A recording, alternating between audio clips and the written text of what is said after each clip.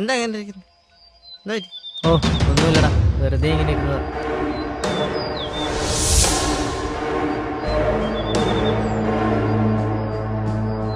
മോനെ, നമ്മുടെ ജാതിന്നൊരു പെണ്ണിനെ കെട്ടിയാലേ ഇട്ടന് മതിയാവൂ.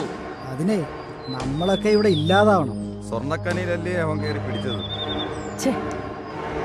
നിങ്ങൾക്കൊക്കെ ഇപ്പൊ എന്താ വേണ്ടേ? നിന്റെ കയ്യും കാലും ഞങ്ങൾ തല്ലി ഓടിക്കും. നിന്നെ ഞങ്ങൾ കാത്തു നടക്കുകയായിരുന്നു. ജീവൻ വേണേ നാട് വിട്ടോ.